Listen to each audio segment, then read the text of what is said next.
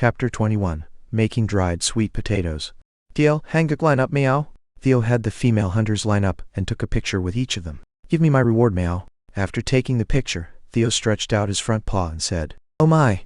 Look at this pink paw." Catherine was mesmerized as she gently touched Theo's front paw. Theo was a bit uncomfortable, but he waited because he had to receive compensation from this human. Here. Catherine handed over a bag containing white powder. What is this, meow? It's salt. Good, meow. Theo quickly put the salt in his bag. Hut. With this, I secure 1 hour of Theo's representative time, meow. At that moment, Theo, take this too. I feel healed thanks to you. Catherine handed Theo a packet of churro that she had brought with her. You're giving this to me for free, meow. Yeah, you let me touch your paws. Gasp. Was that it, meow? Theo was greatly shocked by Catherine's words. Humans give food even if you let them touch your paws, meow.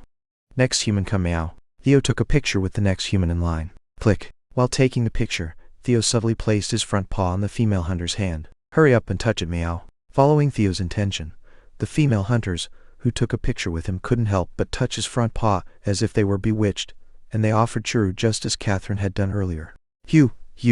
Hut. Are my paws that attractive to humans, meow? Theo licked his front paws clean and said, Hut. With this, Parksy, Jen's lap is mine, meow. Thanks to the female hunters, Theo had a huge misunderstanding. By status, Kim Dong-sik, who had loudly claimed he would take 200 magical cherry tomatoes home, had his shoulders slumped. At that moment, is there any human from Korea here, meow? Theo, who had finished the photo time with the female hunters, shouted, Korea? The leader is Korean. The hunters looked at Kim Dong-sik. Human, did you come from Korea, meow? Theo approached Kim Dong-sik. Yeah, I came from Korea. Why? I have something to talk about alone, meow. Follow me, meow. Theo took Kim Dong-sik to a secluded spot where other hunters couldn't eavesdrop. Morning of the 160th day of being stranded. Yawn. See, Jen yawned as he woke up. He didn't sleep well last night. The rabbit couple had finally done the deed last night. Swoosh. He added a mark on the wall and started his day. He scooped some water from the small pond, washed his face quickly, and added 2 tablespoons of honey into the tumbler to make honey water.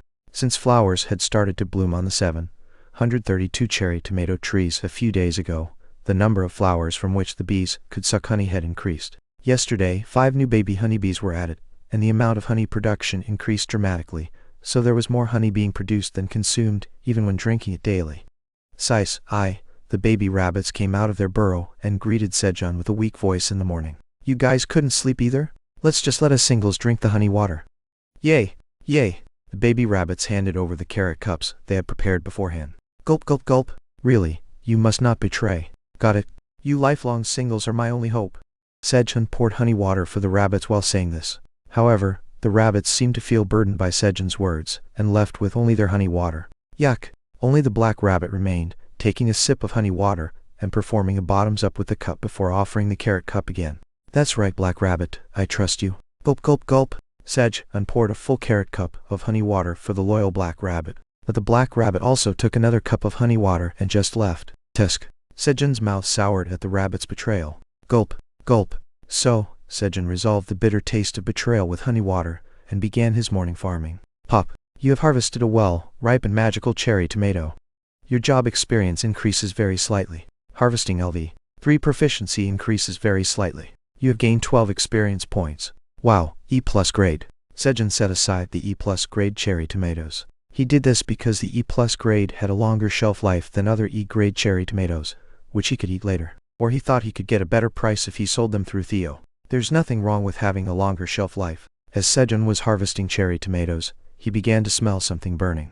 I need to take them out soon. Sejun was grilling sweet potatoes for lunch. He couldn't forgive what the rabbit couple did at night, but he still wanted to give them a treat since they had worked hard. The treat here was limited to recently harvested rare grilled sweet potatoes, and as the smell of grilled sweet potatoes ripened, Sejun began to take them out. But there were quite a lot to take out. A whopping 50 grilled sweet potatoes. No matter how much the rabbit couple needed a treat, it was too many. Then squeak, squeak! The rabbit couple came out of their house happily. Let's eat! Yay! At Sejun's shout, the rabbits rushed to eat lunch. Squeak yay! The rabbits ate their fill of grilled sweet potatoes and lay down with their bellies full. The rabbits ate 3 grilled sweet potatoes. They tried their best, but they couldn't eat as much as they did with carrots. Ah, I'm full! Sejun also ate 2 grilled sweet potatoes and got up from his seat. Tower administrator asks if the remaining ones are all mine. I already gave you 5 earlier. I have separate plans for these. The tower administrator is disappointed. Wait and see. I'll let you eat something new. The tower administrator nods at your words and looks forward to it greatly. Sejun talked to the tower administrator and then peeled the remaining roasted sweet potatoes. And then, can you cut this for me? Sejun asked the white rabbit holding a sickle to cut the roasted sweet potatoes into pieces about the size of a pinky finger. The black rabbit was asked to lay the sliced sweet potatoes on dried leaves without stacking them. Now, all we have to do is dry them well. The roasted sweet potatoes were basking in the warm sunlight, turning into dried sweet potatoes.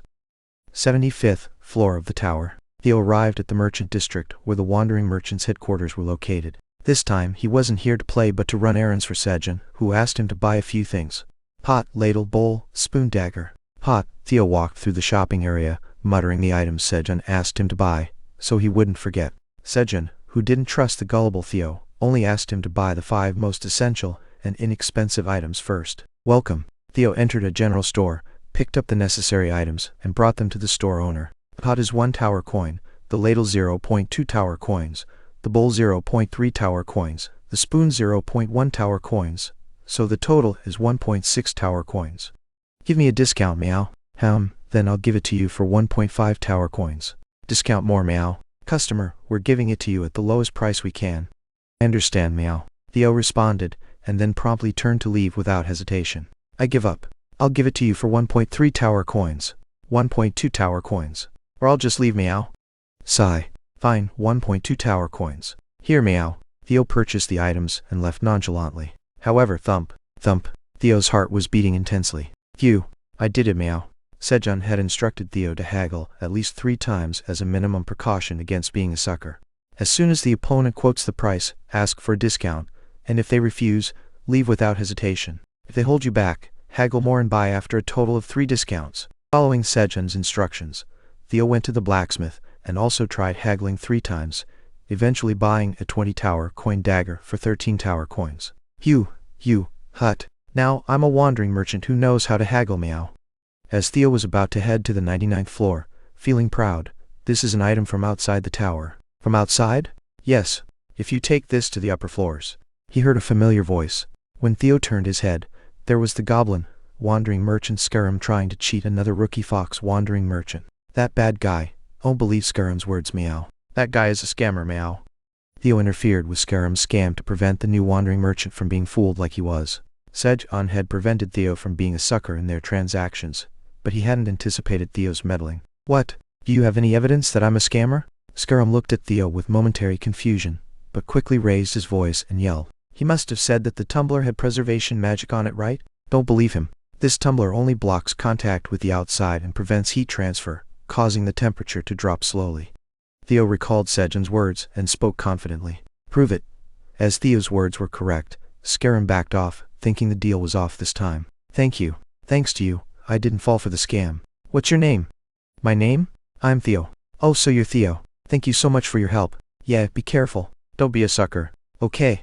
Goodbye. Theo saved a potential victim and happily went up to the 99th floor. In the merchant area where Theo disappeared, the rookie fox wandering merchant entered a store in a quiet alley. Welcome. What can I get for you? Eternal gold. The rookie fox wandering merchant bypassed the store owner and pressed a shield hanging in the corner. Clink. The shield slid back, revealing a staircase leading underground. As they went down the stairs, they saw bustling merchants. Agent Jiras, how did the operation to arrest Scarum go? I'm sorry. It failed. Jiras, a member of the Secret Inspection Bureau of the Wandering Merchant Association, was on a mission to capture Scarum, who was scamming rookie wandering merchants by disguising as a rookie merchant and catching Scarum in the act. If it wasn't for that guy, gritting his teeth, Jiras thought of Theo. Hee. Just thinking of Scarum's embarrassed face makes me feel good. Unknowingly, Theo had ended up helping Scarum. A luxury foreign car arrived in front of an apartment in Bucheon. Is this Sejun's house? Kim Dong-sik recalled his conversation with Theo. What do you want to talk about? Let's make a deal. A deal? Theo took out a contract. The contract made in the tower was also enforceable outside, making it a commonly used method of trading. Kim Dong-sik examined the contract, which contained content Sejun had already prepared. Deliver 50 million won to Park Sejun's family at New World Apartment 305, Building 701 in Sosagu, Bucheon. That's right. And you have to tell Sejun's family that he's doing well. The reward is 200 magical cherry tomatoes and 50 tower coins. Theo took out the cherry tomatoes he had set aside. I'll do it, Kim Dong-sik, who needed 200 magical cherry tomatoes, shouted. But who is Park Sejun? Park Sejun is an amazing man. He saved my life on the 40th floor. That's why I'm running errands for him. Theo's conversation was scripted with Sejun. What? 40th floor? Thus, the rumor of an unofficial genius hunter who reached the 40th floor was created. If I become friends with such a hunter's family, it will be helpful later. Kim Dong-sik took out a Korean beef set from the trunk and entered the apartment. And then ding dong. Kim Dong-sik pressed the doorbell of Sejun's house. Chapter 22. Delivering well wishes to the family. Hail, Hanguk, who is it? A young man's voice came from behind the door. Ah, I've come on behalf of Mr. Park Sejun. What?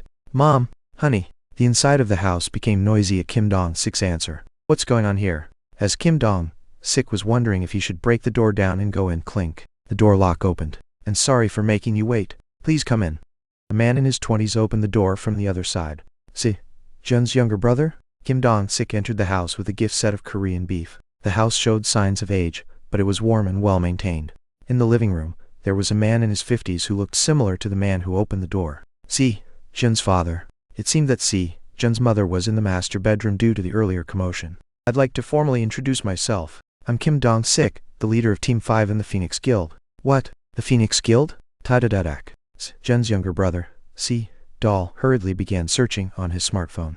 Members of a guild like Phoenix would each have appeared on TV and been interviewed at least once. They were famous figures, especially the leader. If he was a leader of a Phoenix Guild team, there would be tens of thousands of photos of him on the internet. And after finishing his search, Doll alternated between looking at the smartphone's photo and Kim Dong-sik's face. Yes, it's true. This is really Kim Dong-sik, the leader of Team 5 in the Phoenix Guild.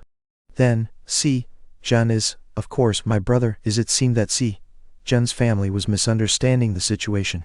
I've come to deliver this on behalf of Mr. Park Jun. Kim Dong-sik hurriedly handed over an envelope to clear up the misunderstanding. However, Jun, Hyun, it led to an even bigger misunderstanding. It's not a will. It's 50 million won. What? Doll quickly pulled out the contents of the envelope. What came out of the envelope was a dazzling check with 50 million won written on it. Mr. Park Jun asked me to tell his family that he's doing well, and this is my gift. Kim Dong-sik offered the Korean beef gift set. Is our Jun really doing well? Yes, he's doing well. Ah, thank you, honey. Hyun's father, Park Chun-ho, quickly snatched the check from Doll's hand and ran to the master bedroom. After Jun sent a message saying he had entered the tower, his family requested the Korean Awakened Association to check if Jun was still inside the tower when he didn't return for over 3 months. However, as there was still no contact, after 2 months, they began to think negatively. In that situation, when Kim Dong-sik said he came on behalf of Jun, they misunderstood that he had come to deliver the news of his death. A moment later, Park Chun-ho, who had gone into the master bedroom, came out with his wife, Kim Iran. Thank you. Our Jun is really okay, right? But why hasn't he come out? Because of the quest, he can't come out. Auntie, you don't have to worry. Kim Dong-sik confidently answered. The quest was an idea that Kim Dong-sik had come up with spontaneously. Occasionally, there were quests in the tower where, if you left the tower, the quest would be invalidated. Moreover, he had a brief conversation with Sedol, who said that it had been just over 5 months since Sejun entered the tower. In 10 years, no hunter had reached the 40th floor of the tower, and Sejun had reached it in just 5 months. He was a genius of the ages. Kim Dong-sik began to have more and more fantasies about Sejun's talent. Then, he also noticed Sedol. Sedol had a good physique, and if his older brother had such incredible talent, there was a high likelihood that the younger brother also had talent. He was tempted. He wanted to personally give Sedol a ticket to awaken his powers. However, he didn't do so since he didn't know what Sejun might think. Becoming a hunter provides opportunities to gain fame and money, but to achieve that, one has to risk their life. That's why many hunters didn't recommend their family members to become hunters. Without permission, awakening Sedol's powers could worsen their relationship. Then, I'll get going. No, please at least have a meal before you go. No, I came straight here after leaving the tower. My family is waiting. Oh, I'm sorry for holding you up. Please be careful on your way. Alright, I'll be going now. Kim Dong-sik left Sejun's family and exited the house. The contract in Kim Dong-sik's possession began to burn with a blue flame, signifying the contract had been fulfilled. It was a magical flame, so it didn't burn anything else. Mission accomplished. Room. Kim Dong-sik started his car and headed home. Now, it was time to take the magical cherry tomatoes and secure his position as the head of the family. Day 161 of being stranded. As soon as he woke up, he marked a line on the wall before washing his face. They must have received it right. Sejun thought about his family. Surely, the magical cherry tomato had become known outside, so they would know that he was alive. So, he wanted to send money to let them know that he was really doing well. At that moment, Buzz, the poison bees were busy flying around near the tall corn stalks. Huh? As Sej unapproached, he noticed that the corn stalks, which he had not paid much attention to before because they were growing like weeds, now had flowers blooming at the tips. In addition, the sprouts of the seed potatoes he bought from the seed store were also growing. I'm sorry guys, I haven't been paying much attention to you lately. Swoosh. Sejun hurriedly washed his face and watered the corn and potato sprouts, apologizing. Thanks to that, the rabbits also started working as soon as they woke up. Out of 200 corn seeds, 139 had grown, and out of 400 seed potatoes, 282 sprouts had emerged. The germination rate of the seeds he bought from the seed store seemed to be fixed at around 70%. I need to observe them a bit more. Sejun watered the growing corn and potatoes and prepared breakfast. Today's breakfast menu was dried sweet potato slices, which had been sun-dried yesterday, and carrots. He had flipped the sweet potato slices once before going to bed to make sure they dried well. Sejun picked up a dried sweet potato with his fingers to see if it had dried well. It was well dried on the outside, so it didn't stick to his hand. Good. Sejun was satisfied, and put the dried sweet potato in his mouth. Chewing on it, the unique scent of dried sweet potatoes, and the concentrated sweetness from the sun-dried moisture delighted Sejun's taste buds. The chewy texture unique to dried sweet potatoes added to the enjoyment of eating. The rabbits, having finished their carrots, looked at Sejun with hopeful eyes, as if asking if they could eat the new food.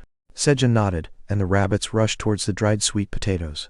With ecstatic expressions, the rabbits began to eat the dried sweet potatoes, seemingly intoxicated by the enhanced sweetness. The tower's administrator asks if you've forgotten something.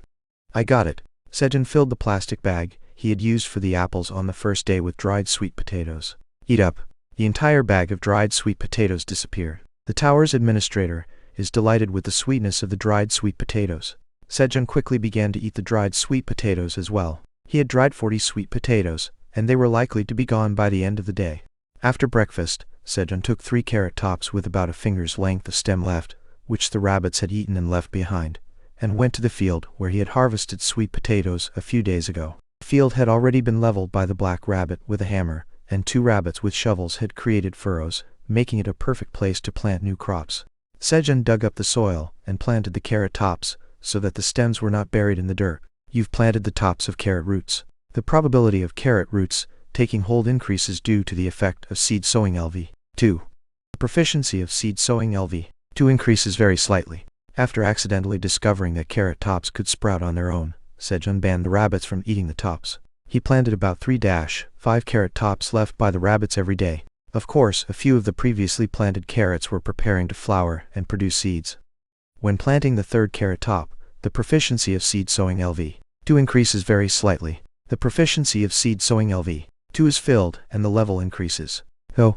The level of the seed sowing skill increased. This is what's great about farming. As you work hard little by little, it builds up and gives unexpected rewards. Today was another rewarding morning. Hum. Sejun hummed a tune as he began harvesting cherry tomatoes. While harvesting cherry tomatoes, you've obtained 1 ml of honey from cherry tomato flowers. The proficiency of beekeeping LV. 2 increases slightly. You've obtained 1 ml of honey from cherry tomato flowers. The proficiency of beekeeping LV. 2 increases slightly. Why isn't there any honey from cornflowers? Sejun clearly saw the poisonous honeybees busily coming and going to the cornflowers, but there was no message saying that he had obtained cornflower honey. Is there no honey in the cornflowers?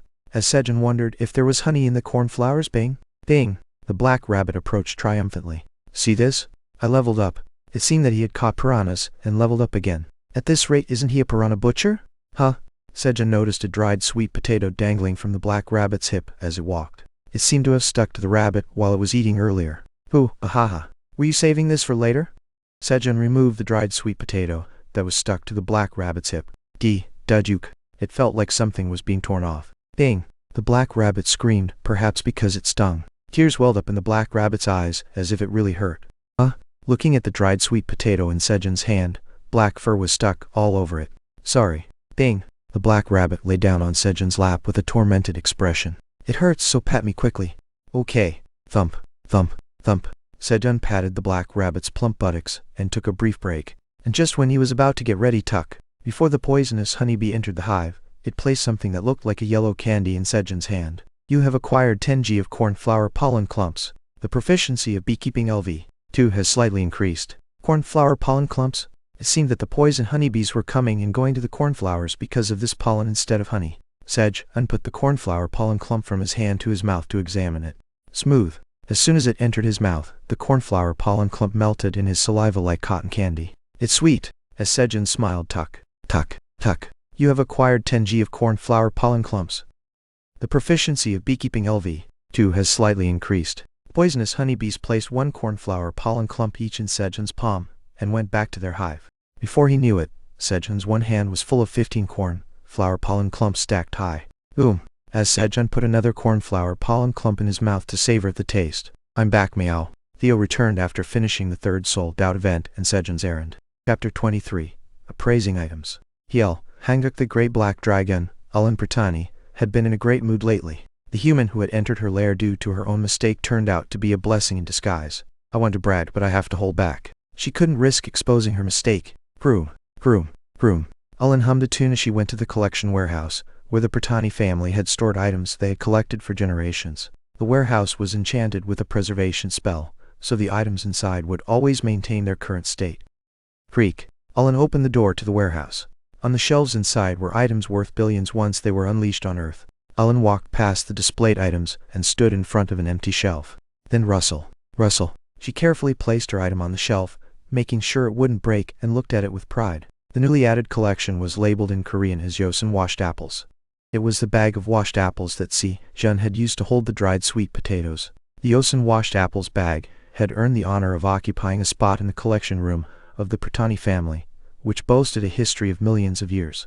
Hey, I should check what delicious food the human is making now. Ulan left the warehouse and sat in front of the crystal ball, watching Sejun's cave. Oh, the cat merchant has returned. That cunning fellow just tried to deceive our human again. The black dragon, Ulan Pratani, stared intently at the crystal ball, wondering if Theo would deceive Sejun. Buzz. Announcing his arrival, Theo jumped down from the cave's ceiling hole as soon as he heard the buzzing of the poison bees. We're on the same side, meow. He shouted and ran, slipping into Sejun's clothes. Then, Theo poked his head out of Sejun's collar. What? You're stretching my collar. Poisonous bees are scary, meow. Don't worry. They won't come. The adult poisonous bees told their offspring that Theo was on their side, so it was fine. Phew, that's a relief, meow. Theo finally came out of Sejun's clothes after confirming the poison bees didn't pull out their stingers. Did you do what I asked? Of course, meow. I completed all tasks and sold everything, meow. Theo answered confidently. So the contract to send news to my family went well? It should have, meow. Here's the contract, meow. Theo handed the contract to Sejun. As Sejun grabbed the contract, at that moment, the contract burned with a blue flame, indicating it had been fulfilled. It meant that Sejun's well-being and 50 million won had been successfully sent to his family. Good job. Let's settle our accounts first. Here it is, meow. 50 tower coins for the contract and 14.2 tower coins spent for the store errands, meow. Theo handed Sejun the amount spent and reported. 208.8 tower coins? Sejun was surprised by the amount, which was more than double what he had expected. I met a sucker this time and sold everything at a high price, meow. What? If a sucker is called a sucker by Theo, how much of a sucker are they? Not knowing the trading situation, Sejun was confused about whether to believe Theo's words. Alright, here's the incentive. It's originally 10.92 tower coins, but I'm giving a bit more. Sejun playfully handed over 15 tower coins to Theo. Thank you, Sejun. And I have this too. Theo, seemingly wanting more praise, quickly stood up and shook out the contents of his bag. Thud. Seasonings, churu, and items Sejun had asked Theo to run errands for spilled out of the bag. What's this? Sejun carefully tasted the powder in a transparent bag. Salty. A wave of saltiness filled his mouth. With this, grilled fish, Sejun was mentally simulating various ways to use the salt when Theo asked. How is it? Theo confidently climbed onto Sejun's lap. Huh? Am I a representative now? Only then did Sejun come to his senses and pat Theo's head while examining the items Theo had spilled out. There were only 2 seasonings, salt and pepper, and 15 coffee mix packets. At a glance, it seemed like Theo could get about 21 our representative coupons. Alright, I'll appoint you as the representative for 24 hours. Since Theo had taken care of his request without any issues, Sejun decided to spend a little more time. Great, Representative Theo, good job. Sejun picked up a dropped tuna flavored churu, tore open the end, and held it out in front of Theo. Chomp chomp chomp. While Theo ate the churu, Sejun examined the items he had asked Theo to buy. Hot, ladle, bowl, spoon, dagger. They were items for cooking and eating. Sejun first picked up the pot to examine it. Cast iron pot made of cast iron, it's sturdy. The handle is wrapped in wood for comfortable use. Usage restrictions, none. Maker, private grade, D-private. Sejun also picked up the ladle to examine it. Cast iron ladle made of cast iron, it's sturdy. The handle is wrapped in wood for comfortable use. Usage restrictions, none. Maker, private grade, D. The rest of the bowls and spoons were the same. All private. That's strange. Chew chew chew. Theo's churro-eating speed slowed significantly as he observed Sejun's reactions. Sejun finally picked up the dagger to examine it. He intended to ask Theo why the maker was private after checking this item too. The dagger was heavier than Sejun had thought. Dagger? Usage restrictions. LV 10 or above, strength 5 or above. Maker, private grade, Yeehaw. Why are there question marks? Where there should have been a description of the item, there were only 3 question marks. Snap. Sejun, meeting the usage restrictions, gripped the dagger and cut some dried leaves laid out for bedding. Slice. Although thin, the dried leaves, which became as hard as wood when dry, were cut too easily. It seemed sufficient for cooking. Representative Theo, where did you get this? Huh? I bought it from the blacksmith's Lucky Draw Corner. Theo was flustered as Sejun asked about something other than the private maker. Lucky Draw Corner? That's right. The blacksmith was selling it at a discount, so I bought it there. The blacksmith owner told Theo to pick one from the Lucky Draw Corner, a collection of equipment that they couldn't appraise when Theo asked for a knife to use while cooking. Give me a discount. Theo, having learned from Sejun, tried to bargain for a discount 3 times at the Lucky Draw Corner and managed to reduce the price from 20 tower coins per draw to 13 tower coins, obtaining a single knife. Good job. It didn't matter what kind of knife it was, as long as it was cheap and worked. It was heavy, but as long as it cut well, that was enough. At that moment, the tower's administrator says that using unidentified items could cause trouble and offers to appraise it for you. Really? Then do it. A quest occurs. Quest. Send the unidentified knife to the tower's administrator.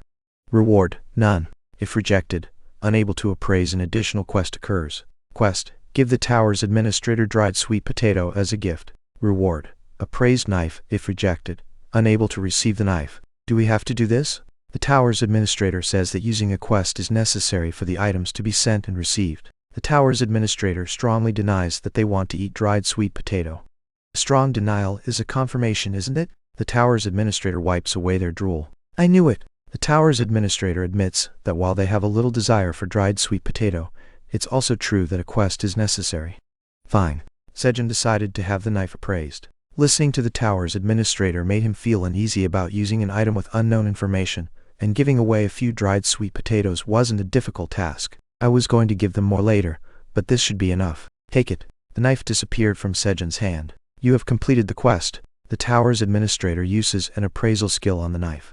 The tower's administrator says that, fortunately, it's not an item that causes harm. Really? Sejun took a handful of dried sweet potatoes from the leather pouch where he kept his potatoes. Here you go. As the dried sweet potatoes disappeared from Sejun's hand, the knife appeared. You have completed the quest. As a quest completion reward, you have acquired the appraised knife, Keynes's training dagger. Keynes's training dagger? The equipment now had a name. Then this must be a named equipment. Outside, the starting price for named equipment is in the hundreds of millions. Sejun hurriedly checked the dagger. Keynes's training dagger. This is a dagger used for training by the Red Mountain Ranger Keynes. It's heavy for a dagger, using black iron to give it a sense of weight. When crafting the dagger, a small amount of mithril is mixed in so that the sharpness lasts longer after being sharpened once. Usage restrictions. L, V10 or higher, strength 5 or higher. Creator, blacksmith Revan Black Hammer dwarf grade, B skill. Proficiency increase LV. 1 proficiency increase LV. 1 the proficiency of all skills used with this dagger increases by 5% faster. All information, including the information about the creator, that was restricted by the Wandering Merchant Association due to the powerful appraisal skill used by the tower administrator, was revealed. Thanks to this, Sejun's thoughts of asking Theo about the creator disappeared. Chop chop chop. Theo's churro-eating speed picked up again. He must have felt Sejun's good mood. And Sejun, please scratch my back too, meow. Theo boldly requested. All right. Pat pat. Sejun, who was mesmerized by Keynes's training dagger, scratched Theo's back and looked at Theo again with newfound appreciation. What's this? I thought this guy was just a pushover, but Theo had other talents. To have such a golden hand, no, a golden front paw, the world is indeed fair. Suddenly, Theo's front paws looked so pretty. Representative Theo, do you want more churro? Sej untouched Theo's plump front paw and asked. Of course, meow. Hurry up and give me more, meow. Theo arrogantly replied. Sejun had touched his front paw first, which he had been saving as his secret weapon. And then the voice full of affection followed. Fu hoot. As expected, Park Sejun. You're human after all. I knew you'd do this, meow. He fell for it. As expected, all humans kneel before his front paws, meow. What's this? This cheeky attitude? Sejun became uncomfortable with Theo's cocky attitude, and his thoughts of permanently reinstating Theo as representative began to fade. Theo missed the opportunity to become representative Theo right in front of him. Chop chop chop. Unaware that he had just missed the chance to become representative, Theo diligently licked Churu. At that moment, a presence approached Theo, who was sitting on Sejun's lap, with discomfort. Heen. The black rabbit glared at Theo and shouted. That's my spot. What are you talking about, meow? This is the representative's seat, meow. Heen. The black rabbit took out his hammer and replied. I don't know. Get out right now. A battle of nerves began between Theo and the black rabbit on Sejun's lap. Hehe. Cute creatures. Watching their battle of nerves was fun, but now it was time to sleep. Whirl. Let's all sleep together. Sejun laid down on the spot, holding Theo and the black rabbit tightly so they couldn't escape. What, meow? Heen? At first, they struggled to escape from Sejun's chest, but soon both of them fell into a deep sleep while listening to Sejun's heartbeat. On the 161st day of being stranded, Sejun, Theo, and the black rabbit shared warmth and enjoyed a good night's sleep. That's all for today. I'm going to sleep now. Good night or have a good day. Chapter 24. Harvesting Deek Last Crops. Theo, hanguk meow. Heen? Theo and the black rabbit, who had been hugging each other and sleeping all night, woke up at the same time and locked eyes. Blink. Both were at a loss for how to resolve this awkward situation. Did you sleep well, Mao? Heen. They were so flustered that they forgot what had happened yesterday, and got up as if nothing had happened. Are you up? Sejun also woke up upon hearing the conversation between Theo and the black rabbit. That's right, meow. Heen. Zizize. Both answered at the same time and realized what they had to fight for. Swoosh. As Sejun added a stroke to the cave wall and started the 162nd day hawk. Heen. Sejun's voice became the spark, and Theo and the black rabbit stared at each other like sworn enemies on guard. Theo pulled out his hidden claws, and the black rabbit gripped the hammer tightly with both hands, ready to swing at any time. Cat and rabbit fight. A battle between yellow and black. The atmosphere grew increasingly tense. At that moment, let's get along well. Meow? Heen? Sejun, who had returned after washing his face, picked up both Theo and the black rabbit by the scruff of their necks and placed them on each of his knees. And then, swoop. He put dried sweet potatoes in his own mouth and put churu and carrots in the mouths of Theo and the black rabbit. Munch. Gulp. The two glared at each other for a moment longer, but gradually focused on eating, and the fight ended trivially. And so, Theo and the black rabbit recognized each other's territories. After a quick breakfast, Sejun started his morning farming right away. He hurried to work because of his excited heart. The reason was the training dagger of canes he held in his hand. He wanted to use it as soon as possible. First, Sejun went to the field to plant the carrots tops that the rabbits had eaten. Scoop. As expected, the named dagger dug the ground well. The billion-dollar named weapon, used to cut monsters, had fallen to a farming tool in Sejun's hands. Swoosh. Sejun planted one of the carrot tops in the hole he had made with the dagger. You planted the carrot top. The effect of sowing LV3 increases the probability of the carrot taking root. Your job experience increases very slightly. The proficiency of sowing LV3 increases very slightly. The effect of proficiency increase LV1 adds a 5% increase to the proficiency of sowing LV3. This also increases proficiency? Sejun, who thought it only applied to combat, reread the option of Keynes's training dagger. Proficiency increase LV. When all skills used with this dagger increase proficiency by 5% faster. All skills used with the dagger? Indeed, a beak last named item was different. I should work hard to increase my proficiency increase skill. Sejun's enthusiasm soared. Sejun quickly planted the remaining 3 carrot tops, and went to the cherry tomato field. Sejun cut the stem with several cherry tomatoes on it using the dagger. Swoosh! The tough cherry tomato stem was cut so easily. Lately, there were many cherry tomatoes to harvest, so they were harvesting them by cutting the entire stem. You have simultaneously harvested 7 ripe cherry tomatoes. Your job experience increases slightly. The proficiency of harvesting LV3 increases slightly. The effect of proficiency increase LV1 increases the proficiency of harvesting LV3 by an additional 5%. You have gained 70 experience points. Wow, it's really enjoyable to work. Snip. Sejun diligently cut the cherry tomato stems and harvested several cherry tomatoes at once. And the task of separating the cherry tomatoes from the harvested stem was Theo's responsibility. Theo removed the cherry tomatoes and put them directly into a bag. As Sedge unhanded the cut cherry tomato stem to Theo. "Why am I doing this when I'm the representative?" Theo complained as he asked. "Then what about me? I'm the president, and I'm working too." "What? Sedge, you're the president?" "Yes. So hurry up, Representative Theo." "All right. But, is the president higher than the representative?" Theo's eyes sparkled, as if he had found a new goal to aim for. "Heh, when I become the president, I will monopolize both of Sedge's hands and knees." Theo imagined himself lying on Sedge's knees, being petted on his belly with one hand and fed treats with the other. "That's right. Oh, I've learned something good.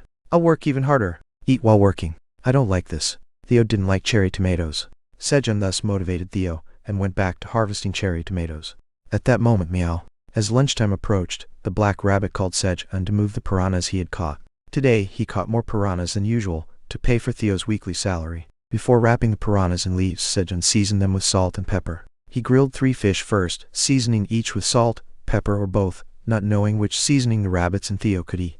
"If there's any left over, I'll just eat it." Finally, they could eat seasoned food. Sedge, with a fluttering heart, wrapped the rest of the piranhas in leaves and placed them in the fire. Then, he waited for the grilled fish to be done. Today, there were many exciting things. After a while, the smell of grilled fish began to fill the cave. "Let's eat," Sedge called the white rabbits. "Peep, meow." At Sedge's words, the white rabbits answered and prepared the rest of the meal. The white rabbit grilled green onions, while the other white rabbits brought sweet potatoes and carrots from the storage. Chomp. While the rabbits ate carrots and waited for the other dishes to be ready, Sedge didn't put anything in his mouth. When you're hungry, your taste buds become more sensitive. Sedge waited and waited, focusing all his taste buds on the seasoned grilled fish. And finally, it's done.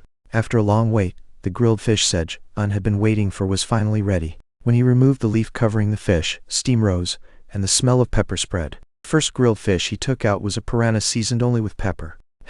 Sedge deeply inhaled the aroma. "Let's try it. Do you guys want some?" Sedge cut the pepper-seasoned grilled fish into small pieces and distributed them to the rabbits. However, cough cough, the white rabbits started coughing, as if the pepper was too spicy for them. Bang! Fortunately, the black rabbit seemed to have discovered a whole new world and ate it enthusiastically. "And then, Representative Theo, would you like to try?" "I'll pass. You think I'd play around with fish?" Theo was a pure fish lover. Luckily, the white rabbits enjoyed the grilled fish, seasoned with salt. Thus, the pepper became a seasoning just for Sedge and the black rabbit. After lunch gulp, Sedge sat on his designated seat, where the sun shone, and drank coffee for the first time in a while. Carrot harvesting was over, except for those flowering for seed collection. In the afternoon, there was nothing left to do besides harvesting cherry tomatoes, so they had some free time. "I'm sleepy." Bang. As soon as Sedge sat down, Theo and the black rabbit naturally took their places on Sedge's lap and napped. Snoring. Snoring. The two quickly fell asleep. As a result, Sedge, who couldn't get up, spent his time gazing at the sky. At that moment, buzz, buzz, 3 baby bees, the size of a thumb, hatched from the hive and went out into the world. When the cherry tomato field was in full bloom, the queen bee began laying eggs in earnest.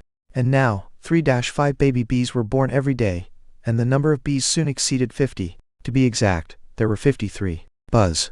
The adult bees began teaching the baby bees their work. It was a peaceful sight. Sedge watched the adult bees teaching the baby bees while finishing his coffee. "Now wake up." Sedge woke Theo and the black rabbit. 5 more minutes. Yawn. Theo and the black rabbit, who were making a fuss about sleep. Thunk. Sedge grabbed the back of Theo and the black rabbit's necks, set them down on the ground, and stood up. "Now let's get to work." Sedge went back to the cherry tomato field and harvested the tomatoes. Rustle. Rustle. Heh. They cut so well. Thanks to the stems cutting so easily, Sedge naturally became excited. Sedge was so absorbed in harvesting the cherry tomatoes that he didn't notice the time. "I'll be going now." As soon as Theo filled his bag with cherry tomatoes, he prepared to descend the tower and save the remaining time for Representative Theo to use later. He planned to sell the carrots and sweet potatoes after the next harvest, as there wasn't enough for the rabbits and himself. "Already? Take this grilled fish with you." "Thank you." Theo carefully put the grilled fish that Sedge gave as his weekly pay into his bag. "When you stop by the store district, be sure to visit the forge and try your luck at the lottery corner." "Got it." Sedge made Theo buy the necessary items from the store again, and on the way, he also made him try the equipment lottery at the blacksmith's. Sedge didn't want to waste Theo's dazzling talent. "I'll be back, meow." Theo went down the tower again for the 4th transaction. While sending Theo away and harvesting cherry tomatoes, you have simultaneously harvested 6 well-ripened magical cherry tomatoes. Your job experience greatly increases. The proficiency of harvesting LV3 greatly increases. Due to the effect of proficiency increase LV. 1. The proficiency of harvesting LV. 3 increases by an additional 5%. You have gained 90 experience points. Huh? 90 experience points? It wasn't the experience points one could get from harvesting 6 cherry tomatoes. Sejun examined the harvested cherry tomatoes. 3 were the original cherry tomatoes, but the other 3 were different.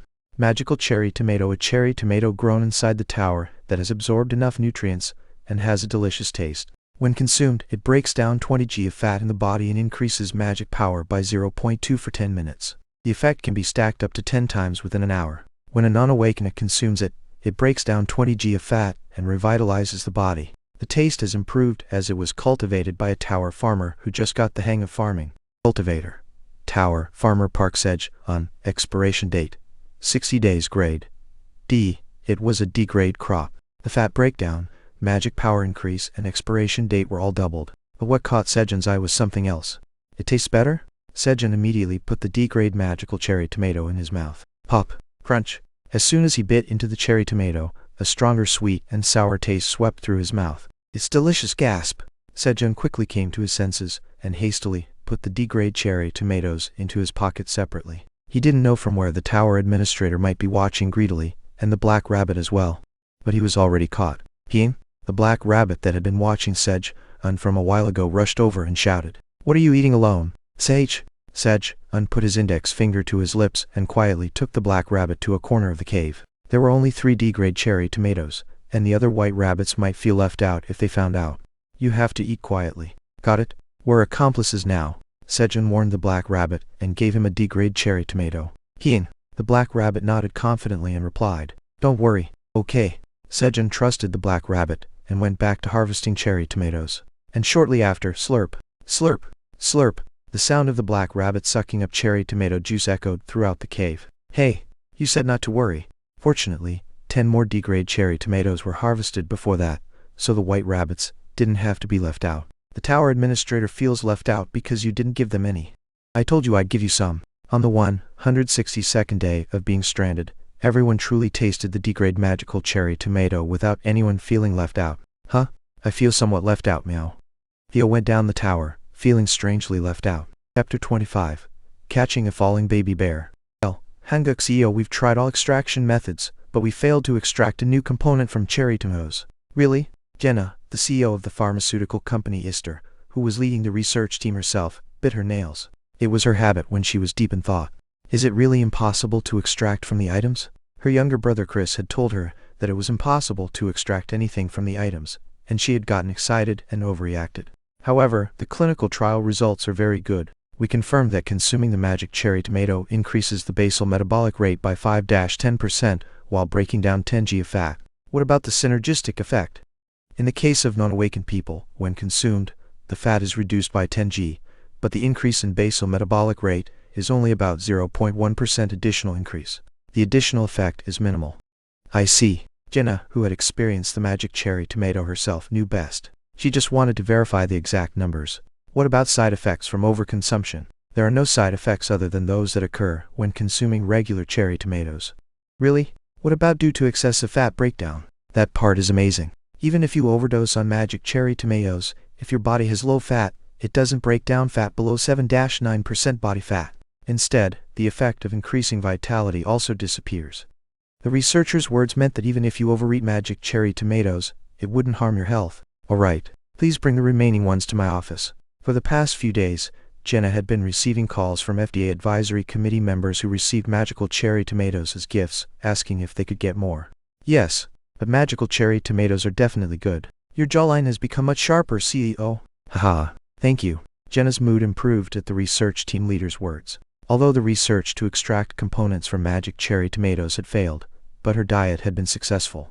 Day 165 of being stranded. Alright, Theon got up and added another line to the wall, completing another Chinese letter. The 4th row is already 30% full. Time seemed to pass slowly, but it also went by quickly. Buzz buzz. The poisonous honeybees woke up early in the morning and approached Jun before they sucked honey. The number of poison honeybees had increased by 7 in 2 days, totaling 60. Did you all sleep well? Rub rub. The poison honeybees responded by rubbing their tail parts on Jun's body. Just then squeak, pitter patter, thump. The rabbits woke up and greeted Jun in the morning. Jun and the rabbits ate a simple meal of sweet potatoes, carrots, and refreshing honey water before starting their morning farm work. Starting today, Jun's tasks included cutting the green onion leaves that Wife Rabbit used to do. As the Wife Rabbit's belly grew larger, she was given easier tasks like preparing meals and picking cherry tomatoes from the stems harvested by Jun. Scrape, scrape. Jun cut the green onion leaves at an incredible speed. With the canes' training dagger, Jun could be called the almost unrivaled leaves cutter in this cave. The White Rabbit with the cart alone couldn't keep up with Jun's speed of cutting green onion leaves, so the White Rabbit with the sickle had to help carry the green onion leaves too. In just an hour, Jun finished cutting the leaves and immediately started harvesting cherry tomatoes.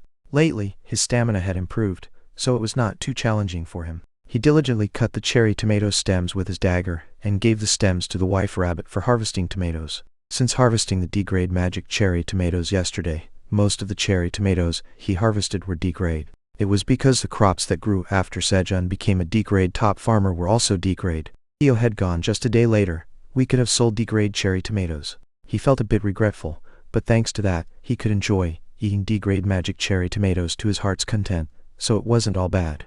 While Jun was cutting the cherry tomato branches, you have simultaneously harvested 7 well-ripened magical cherry tomatoes.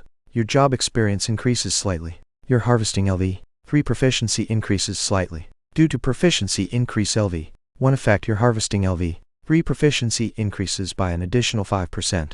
You have gained 140 experience points. You have leveled up. You have acquired 1 bonus stat. He had leveled up a few days ago, but he gained experience by harvesting D-grade cherry tomatoes, and he leveled up earlier than expected, reaching level 14. Jun raised his stamina with the bonus stat.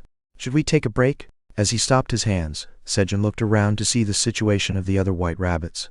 Although the Wife Rabbit was no longer working on the farm, Jun cut the leaves quickly. The sickle-wielding White Rabbit and the cart-pulling White Rabbit, who had nothing to do, helped the other rabbits, and the progress of the work was even faster than before. Let's take a short break. Thanks to the dagger Theo brought, Jun and the rabbits had more leisure time in their day. At Jun's shout, the rabbits gathered at their official resting place.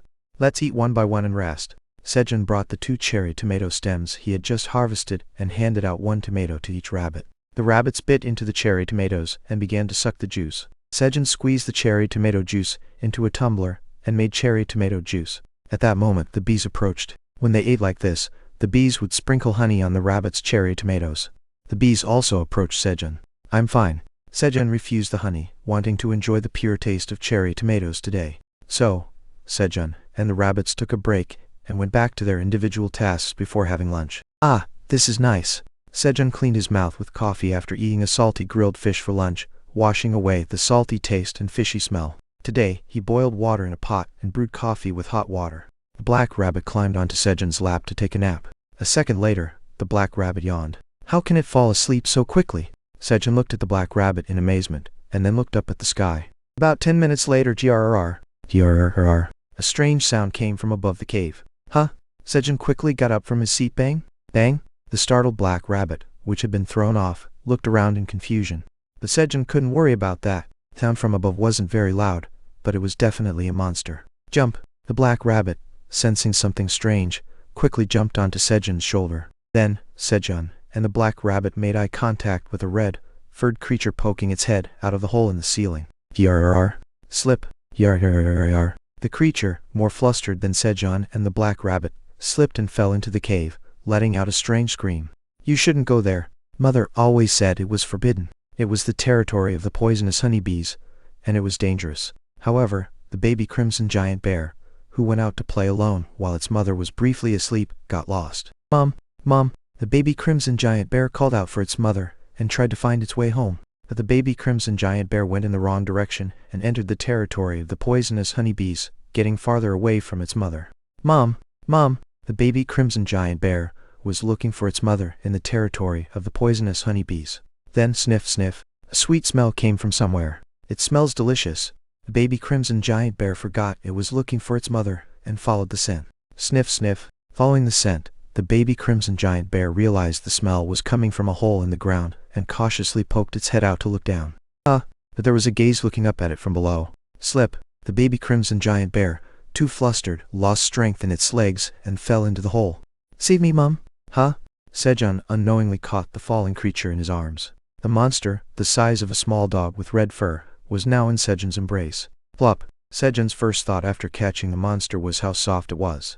Grrr. The monster looked at Sejun, who had caught it. A dog. It looked like a dog no matter how he looked at it. But the name showed otherwise. Baby Crimson Giant Bear, Sej. And put the baby Crimson Giant Bear down on the ground. Grrr. The Crimson Giant Bear, still scared, stood on its hind legs, grabbed Sejun's leg with its front paws, and hid behind him, looking around. What should I do with this? Sejun was lost in thought about what to do with the suddenly appeared Crimson Giant Bear. The presence of a baby meant there was a mother who might be looking for her baby somewhere. While Sejun was worrying, wobble wobble, the baby Crimson Giant Bear, thinking there was no one to attack him, began to explore the cave. The first place it went was the water bottle filled with honey, which had a sweet smell. However, buzz buzz, sting, as the poisonous honeybees pulled out their stingers to attack the intruder that not only invaded the cave but also targeted the honey. Kui-ya! Kui-ya! The baby Crimson Giant Bear screamed, and quickly hid behind Sejun's legs again. Buzz buzz, the poisonous honeybees were circling around the baby Crimson Giant Bear, preparing to attack. Wag, wag, wag. Shiver. Scared, the baby Crimson Giant Bear trembled and even peed itself. It was too pitiful. It's okay. Sejun calmed down the poisonous honeybees and sent them away. Kui-ya! As the poisonous honeybees disappeared, the baby Crimson Giant Bear clung to Sejun, asking to be hugged. What is wrong with him? Sejun hugged the baby Crimson Giant Bear for now. Korum. What? As soon as he was hugged, the baby bear fell asleep in an instant. Why? The black rabbit did the same. Why do they sleep so well in my arms? Sejun, puzzled, gently put the baby bear on his designated seat. He then asked the black rabbit to watch over the baby bear, and began his afternoon farming. Sejun was concerned about the baby bear and checked on it from time to time. While checking on the baby bear periodically, he could not see the black rabbit and the baby bear, who were supposed to be on his designated seat. No way? He worried that the baby bear might have eaten the black rabbit. Sejun hurriedly looked around, and heard the sounds of the black rabbit and the baby bear near the pond. Ling, plop, kui-ya! When the black rabbit showed the baby bear how to hunt piranhas, the baby bear looked at the black rabbit with admiring eyes. Ling, ling. The black rabbit looked at the baby bear with a proud expression. Did you see what your big brother did? Kui-ya! Kui-ya! The baby bear nodded in response. Big brother, you're amazing. Can I eat this? Ling. The black rabbit answered cheerfully. Of course. Kui-ya! The baby bear, with the black rabbit's permission, began to eat the piranhas hurriedly. Sejun decided to leave the baby bear's care to the black rabbit for now, watching the two of them. On day 165 of the being stranded, the lost baby Crimson Giant Bear began to stay with them. Chapter 26. Multi-story farming. Heel, hanguk slurp, slurp, munch munch. Sejun woke up to the sound of something being eaten and hurriedly checked beside him. It's not here. The baby bear, which should have been sleeping next to him, was nowhere to be seen. Sejun had a hunch about who was making the eating noise. The baby bear seemed to have woken up hungry and started eating something. As Sejun got up from his spot and headed towards the source of the sound, bang, whoosh whoosh, bang, bang, bang, the black rabbit rushed out of the burrow and swung its hammer at the food thief as punishment. Huiying? Confused and crying, the baby bear didn't understand why the black rabbit, which had treated it well until yesterday, was hitting it. Big brother, why are you doing this? However, bang, the black rabbit showed no mercy. Who dared to touch their storage? Bang, bang, bang, bang. The white rabbits also came out and surrounded the baby bear, stomping the ground with their feet to express their displeasure. They were angry that their carefully grown crops were being stolen and eaten without Sejun's permission. Don't be too mad. How much can a baby eat, huh? The first thing Sejun noticed was that the baby bear had grown to the size of a medium-sized dog. Considering that it was the size of a small dog just yesterday, its growth rate was astonishing. And the thought that followed, how much would it have to eat to grow so fast? Sejun hurriedly checked the storage. The storage was significantly empty. About a third of the stored sweet potatoes and carrots had disappeared. The fact that the cherry tomatoes hadn't been touched somehow felt more irritating. Gyuing! As soon as the baby bear saw Sejun, it rushed towards him, expecting him to protect it and asking to be hugged. Thud! It felt much heavier than yesterday, and its strength was completely different. Bears always grow this fast. Sejun, unworried that having the bear around would eventually cause problems in their cave. It might even eat them if it got hungry enough. He suddenly felt a sense of crisis. And there was one more being that felt the same sense of crisis. The tower administrator is surprised why there's a baby Crimson Giant Bear here. The tower administrator says that baby Crimson Giant Bears are gluttonous creatures that can easily eat 100 kg a day if there's enough food. The tower administrator was annoyed. Humans' food storage was being plundered. They had been struggling to establish connections with the humans and were barely receiving anything in return. Of course, making connections with this human was quite satisfying. However, a baby crimson giant bear stealing food from human storage was unforgivable. Absolutely unforgivable. The tower administrator is furious at the baby crimson giant bear. A quest has been generated. Quest: drive the baby crimson giant bear out of the cave. Reward: 1 job skill penalty for refusal. Death due to starvation. The tower administrator was so angry that even a reward was offered. The tower administrator urges you to hurry. The tower administrator says that in just a few days, the baby crimson giant bear will grow too big to leave the cave. Xiaojun felt the seriousness in the tower administrator's words. His survival instincts rang an alarm. He needed a plan. However, he couldn't come up with any ideas. Let's have a glass of honey water and think. He thought that supplying energy to his brain would bring good ideas. As Xiaojun picked up his tumbler and walked towards the bottle filled with honey, waddle waddle, the baby bear diligently followed Xiaojun. Since the rabbits were angry at the bear, the only existence to protect it was the human in front of it. Gurgle, gurgle. While Xiaojun was putting honey into the tumbler, drip, drip, the baby bear drooled on the floor, staring at the honey. Xiaojun's heart softened at the pitiful sight. Here, Xiaojun poured a little honey on the baby bear's paw. Munch. The baby bear finally achieved its purpose of following the sweet scent here. Slurp. The ultimate sweetness felt on its tongue was the first time the baby bear had ever tasted such sweetness. Delicious. Lick lick. The baby bear hurriedly licked its paw. Meanwhile, Xiaojun made honey water and shared it with the rabbits while thinking of a plan to send the baby bear away. That's when that should work. Suddenly, an idea to send the baby bear away popped into Xiaojun's head. It really works when energy goes into the brain. Tap, tap. Xiaojun carefully knocked on the poisonous honeybee's hive with his fingers. Poisonous honeybees were essential for this task. Buzz buzz. The bees quickly came out when their hive was disturbed. Guys, sorry for waking you up. Please, help me. Buzz buzz. The bees circled in response to Xiaojun's words. Thank you. Please move this outside. Xiaojun pointed to a rope he had woven from leaves to use for escape. He planned to lift the baby bear with it. Rabbits, you go up and receive the rope. Squeak, swoosh, swish. The rabbits replied and went up to the hole in the cave ceiling. They would have liked to bring the rope up themselves, but the rope's weight made it impossible to jump out of the cave while carrying it. Buzz buzz. Buzz buzz. Meanwhile, the poisonous honeybees clung to the end of the rope and flew towards the hole in the ceiling. And then he tied the other end of the rope around the baby bear's body. Munch. The baby bear looked confused as to why it was being tied up. Now it's time to go to your mom. Munch. Munch. The baby bear started crying at the mention of its mom. It seemed to have just remembered her. The poisonous honeybees carried the rope up, and the rabbits received it. Pull. Xiaojun raised the baby bear's body and shouted with his hands up in the air. Squeak, swoosh, swish, buzz, buzz. The rabbits and the poisonous honeybees joined forces to pull the rope. However, slurp, slurp. The baby bear just kept licking its paw without moving. Let's try it again. This time, we'll pull simultaneously on 2. Ready? 1, 2. Squeak, swoosh, swish, buzz, buzz. At Xiaojun's second count, the rabbits and poisonous honeybees pulled with all their strength. The baby bear's body moved 5 cm. It's working. 1, 2, 1, 2.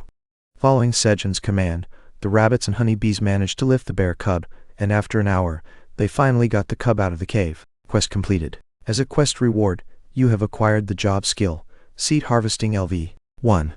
Seed Harvesting. Sejun checked the skill. Job skill, Seed Harvesting LV. 1 right arrow slightly increases the probability of obtaining better seeds when harvesting crops. While Sejun was checking the skill, eek, pa. The rabbits untied the ropes wrapped around the bear cub's body. When the rabbits had untied all the ropes, Kuum. The roar of the mother crimson giant bear, searching for her cub in the distance, echoed. Kuum, Kuum. The bear cub ran towards its mother, calling for her. Phew. You guys did a great job. Sejun reached out his hand to the rabbits jumping into the hole. However, swish. The rabbits used their long ears to change direction, avoiding Sejun's hand, stepping on his shoulder or head, and landing on the ground. And buzz buzz. The honeybees headed to the cherry tomato field to replenish their energy. On the 166th day of being stranded, Sejun, the rabbits, and the honeybees protected the cave's food supply and peace from the bear cub that would grow into a fearsome predator. Tower 75th floor, Wandering Merchant Association's Secret Inspection Bureau, Director's Office. Agent Jiras, I will give you a new mission. Yes.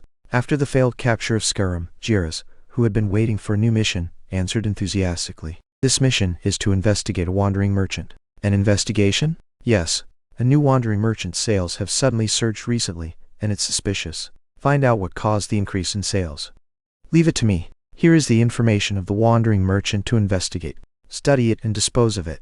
Yes. Jiras left the director's office and turned the first page of the document containing information about the subject of his investigation. In the portrait, there was a cat with a bewildered expression, but the face looked quite familiar. Could it be? Jiras hurriedly checked the name. Theo, it was him. The wandering cat merchant who had interfered with his Scarum capture operation.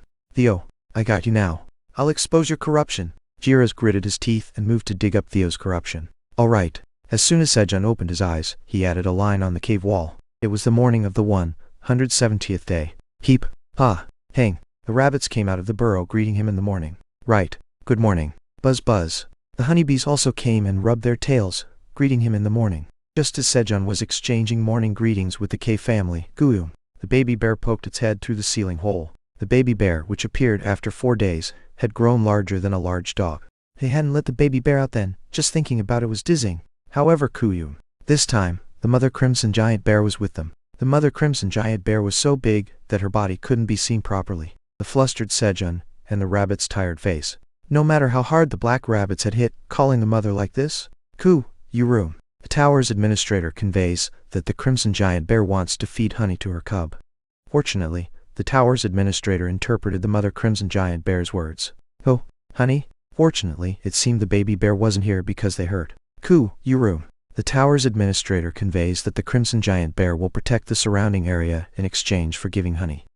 All right, if the crimson giant bear protects the surroundings, they can secure enough safety when going outside the cave. As Sejun agreed, Kurururu. The mother crimson giant bear growled softly and left the cub behind before leaving the area, as a way of marking its territory.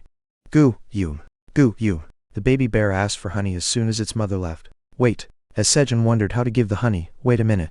A good idea came to mind. With that size, the baby bear could lift Sejun, couldn't it? Sejun had the honeybees give a rope to the baby bear, and then pull. The baby bear effortlessly pulled Sejun up. It was like a baby bear elevator. Jururuk. Climbing up the rope, Sejun looked down. He saw the crops he had grown. I'm finally leaving this place.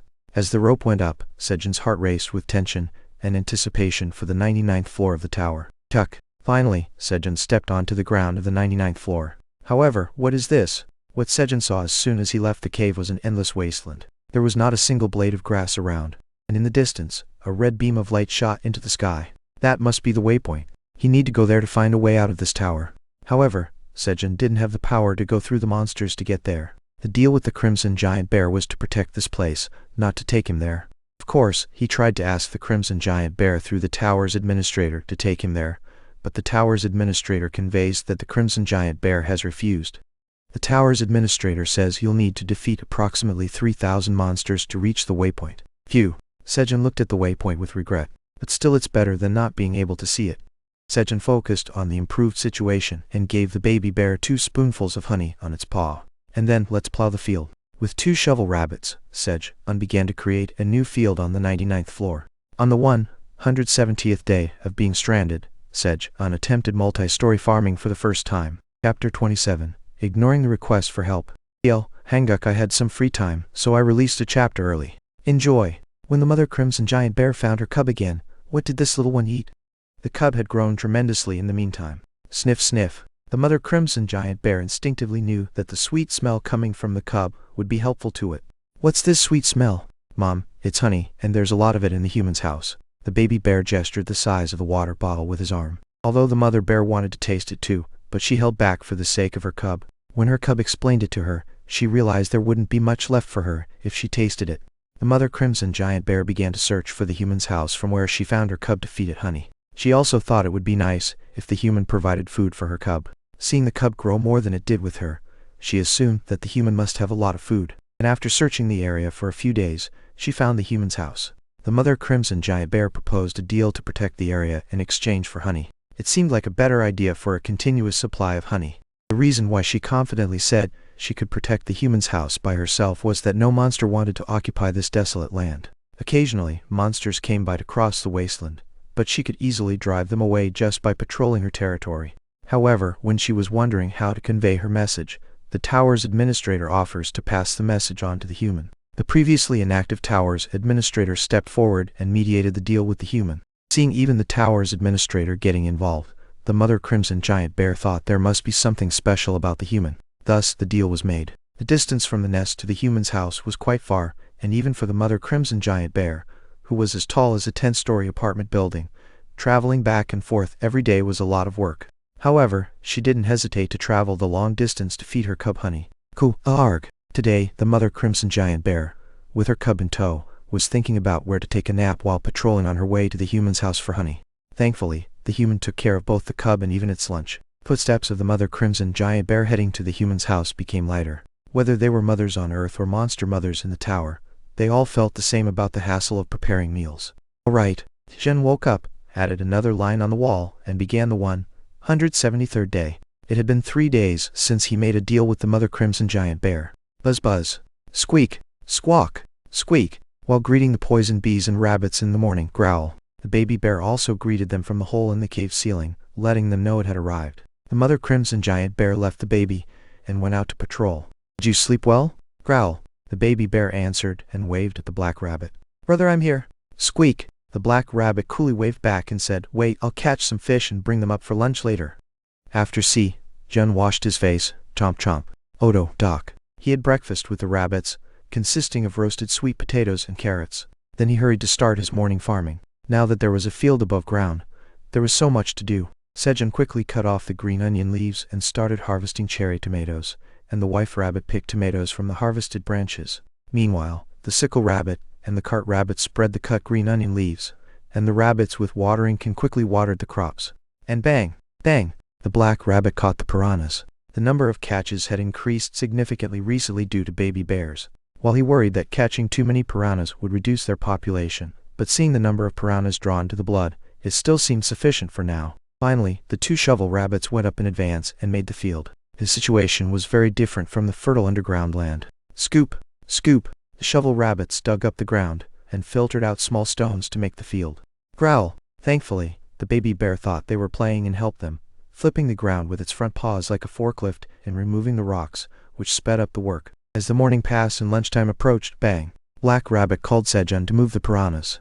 Then Sejun, the black rabbit, and the mother rabbit prepared lunch together. They only planned to light a fire in the cave until they were sure the above ground was safe.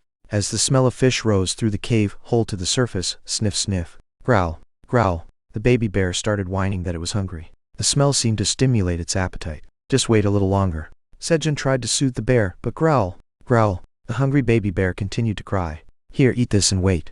Sejun threw a sweet potato to the baby bear to quiet it down and filled a bag he brought from the vanishing with sweet potatoes and carrots. The remaining rabbits connected 40 uncooked piranhas with a string. Then pull. Sejun, with the bag on his shoulder and holding 2 bundles of raw piranhas and 5 grilled fish in one hand, grabbed the rope and shouted. To have lunch with the baby bear, they rode the baby bear's elevator to the surface. Jump! Jump! The rabbits quickly climbed onto Sejun's body. Growl! Growl! Knowing that they were bringing its meal, the baby bear eagerly pulled up the rope. The baby bear pulled the rope rhythmically, as it heard when it was pulled up. A bear with a 2-beat rhythm. Sejun came up to the ground. About 5 meters away from the cave entrance, there was a huge rock as tall as Sejun, which wasn't there before. The end of the rope was tied to the rock. Thanks to the rock brought by the mother crimson giant bear at Sejun's request yesterday, they were now able to secure the rope. Sniff sniff. Kuhum. The baby bear sniffed the piranhas in Sejun's hand excitedly. Hey, wait. When Sejun spoke sternly, K. Kuizi. The baby bear quickly backed away and sat down. I'm waiting now. Although the baby bear had grown as tall as Sejun, but it still retained its unique cuteness. While the baby bear was waiting, Sejun and the rabbits quickly prepared the meal and began eating.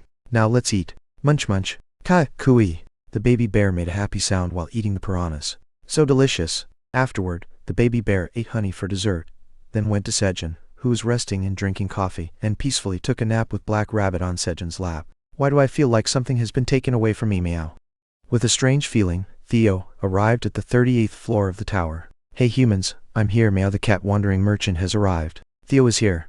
The hunters who had been eagerly waiting for Theo greeted him warmly. In the meantime, the rumor about the magical cherry tomato spread, and about 40 hunters were waiting for Theo. This means that 4 out of the 10 Phoenix Guild teams were waiting for Theo here. The interest in magical cherry tomatoes was getting hotter. Today, I will sell 1,800 magical cherry tomatoes in total, 300 each, through an auction. Theo had been upgrading his storage whenever he received an incentive from Sejun. Since he didn't have any food expenses, as he received grilled fish as his weekly pay, so he invested all his money into upgrading his storage. Thanks to that, the bag's storage capacity increased, and now it could hold up to 1,800 cherry tomatoes, which initially could only hold 1,500. 25 tower coins for 300. 27 tower coins for 300. The auction was fierce, but the high prices like last time didn't happen. In this way, Theo sold 1,800 magical cherry tomatoes and earned 220 tower coins. Theo, let's take a picture together. I brought both churu and coffee. Me too. I brought churu and chili powder. Female hunters approached Theo with churu, seasonings, and coffee mix that Xiaojun wanted in order to take pictures with him. Good job. I also groomed myself and got dressed up. So line up, Meow. Theo lined up the hunters, took pictures with each one, let them touch his paws, and put the items in his storage. Hugh, Hut, I can occupy Sejun's lap for a day this time too, Meow. As soon as photo time ended, Theo hurriedly climbed the tower to claim Sejun's lap. Upon arriving at the 50th floor, having moved through the merchant passage connecting the 40th to the 50th floor, "Help me please." He heard a cry for help nearby. Hesitating for a moment, Theo's steps stopped at the sound of the pleading voice. However, suddenly, Sejun's words came to mind. Sejun had warned Theo not to get fooled while wandering around, and one of the most emphasized advice was to simply pass by if someone asked for help on the street. Although it was a cruel instruction, Theo had already been tricked before when he saved a person from drowning and instead of receiving a thank you, had his belongings stolen. That's right. Sejun told me to just keep going, Meow. Ignoring the pleading voice, Theo entered the merchant passage connecting the 50th to the 60th floor. What's going on? Having observed Theo's personality on the shopping street, Jiras thought Theo would 100% help them, so they asked for help. Jiras planned to create a chance encounter and accompany Theo failed. After having lunch and resting, Sejun went down to the cave once more and brought up 100 sweet potatoes and 10 carrot tops.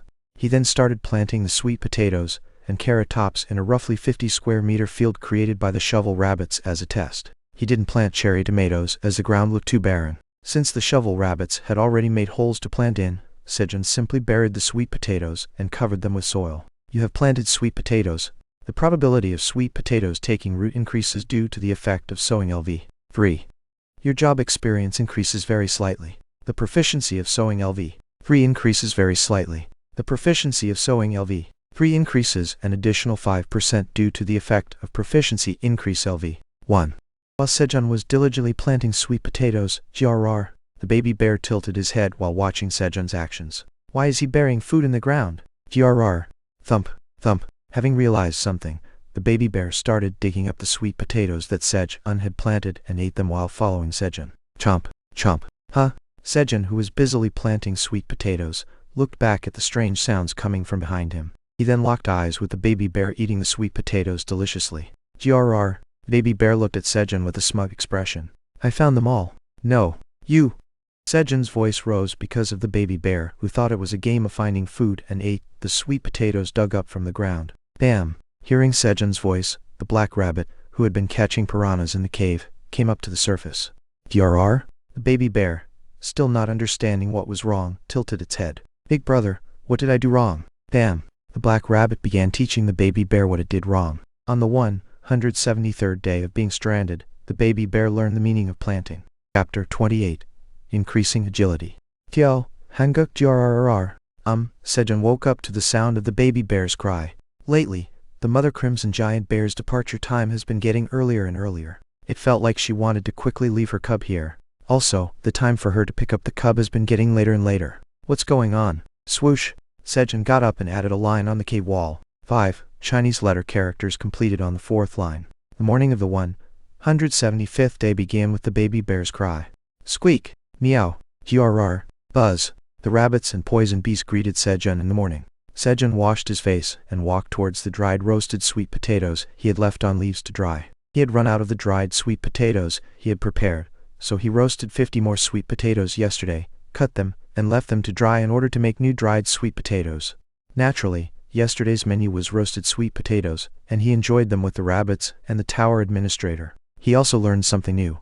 Sweet potatoes become more delicious after being harvested and left for some time. Thanks to this, everyone ate the sweeter roasted sweet potatoes without realizing that their faces were covered in black soot. Munch! Sejun picked up a well-dried roasted sweet potato and put it in his mouth. Choo-choo! The sun-dried sweet potato released its sweetness and warmth in his mouth. It sent a signal to his hungry brain that energy was coming in, waking it. Gulp. Haha, it dried well. Sejun confirmed that the roasted sweet potatoes had dried well, then sang a little song as he took out the portion for breakfast and put the rest in his pouch. Hop, hop. The rabbits ate their carrots, waiting for Sejun to give them the dried sweet potatoes. Let's eat the dried sweet potato. Sejun gave each rabbit 3 dried sweet potatoes. He also gave wife rabbit 6 dried sweet potatoes, as her appetite had greatly increased since she became pregnant. After having dried sweet potatoes for breakfast, they started their morning farming. Sejun harvested the cherry tomatoes right after cutting the leaves. Oh, this is a big one. Slice. Sejun cut the branch with the cherry tomatoes hanging in clusters. You have simultaneously harvested 10 well-ripe and magical cherry tomatoes. Your job experience increases slightly. Your proficiency of harvesting LV3 increases slightly. The effect of proficiency increase LV1 increases harvesting LV3's proficiency by an additional 5%. Harvesting LV3's proficiency is filled, and the level increases. A new effect is added to harvesting LV3. You have gained 200 experience points. Oh, Sejun hurriedly checked his skill as he received a message that a new effect had been added to the harvesting skill. Job skill, harvesting LV4. When harvesting, slightly underripe or overripe fruits will be adjusted to their optimal state. There is a very low chance of harvesting a crop 1 grade higher than what can normally be harvested. Although the probability is very low, the ability to harvest a higher grade made Sejun feel better just by imagining the even more delicious cherry tomatoes. Does a skill effect get added when the job skill reaches level 4? Sejun decided to check when his other job skills would reach level 4, and then went back to harvesting cherry tomatoes and brought them to wife rabbit. While harvesting cherry tomatoes, Pipian, the black rabbit, called Sejun. It was lunchtime. All right. Sejun went to the pond and moved the piranhas the black rabbit caught to the fire, seasoning them with salt and pepper, and grilled them. However, since white rabbits cannot eat pepper, their grilled fish was seasoned only with salt. As the grilled fish were almost done, Keiku-yum, the baby bear, attracted by the delicious smell, started to cry for food. But now Sejun and the rabbits were skillful. They didn't panic and packed all the items in food and pull. Keiku-yum. The baby bear began to pull Sejun and the rabbits up. When they reached the ground, there were about 10 branches, the size of Sejun's forearm, piled up next to the baby bear. Sejun had asked the baby bear to bring branches of similar thickness to his forearm, and since yesterday, the baby bear had been collecting a few at a time. Sejun had plans to make ladders and other useful necessities, but he couldn't find the time due to farming. In the future, as more baby rabbits are born, there will be more helping hands, but Sejun's plans and the number of crops he wants to plant mean that the fields will expand more quickly. Sejun thought that farming only required strength and stamina, but speed was also necessary. So, he planned to increase his agility stat as well. Keiku-yum. The baby bear looked at Sejun with a proud expression, as if asking for praise. Did I do a good job? You did a good job. Pang pang. Sejun patted the now bigger baby bear's hip and began to eat lunch. Here, try this. Sejun handed the roasted sweet potato to the baby bear. The baby bear didn't get to eat roasted sweet potato yesterday, so Sejun had saved 5 for him. Thanks to this, the tower administrator got upset, asking why the baby bear had a separate serving of roasted sweet potato. The baby bear didn't even peel the roasted sweet potato and put it in his mouth in one bite. Keiku-yum. As the baby bear chewed on the grilled sweet potato, he shook his body to show how delicious it was. It's so delicious. Nyam. The baby bear kept putting roasted sweet potatoes in his mouth. And then Keiku-yum, the baby bear, holding the last roasted sweet potato, hesitated, then got up. Huh? Pipiam? Sejun and the black rabbit, who had never seen the baby bear get up before finishing his food, looked at the baby bear in puzzlement. Hook. The baby bear went to the field, dug up the ground, and buried his roasted sweet potato. Then he covered the sweet potato with dirt, and patted the ground. The cub who learned planting thought that anything would grow if planted in the ground, so it planted a roasted sweet potato. FFT! Sejun burst into laughter at the cub's absurd behavior. The black rabbit hurried over to the cub. It was time for another lesson from its big brother. Hang. When the black rabbit told the cub to dig out the roasted sweet potato again. Keikuang. The cub tilted its head. But big brother, you said that if I plant this, I can eat a lot later. Hang. The black rabbit shook its head vigorously in response. No, you can't plant something that's already cooked. Keikuang.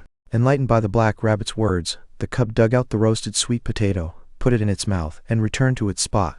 After the pleasant lunchtime, Sejun offered his lap to the cub and black rabbit, drank coffee, and took a brief break. And then after some time, it's time to get up now. He woke up the napping cub and black rabbit, and went to the field to plant the carrot tops left by the rabbits.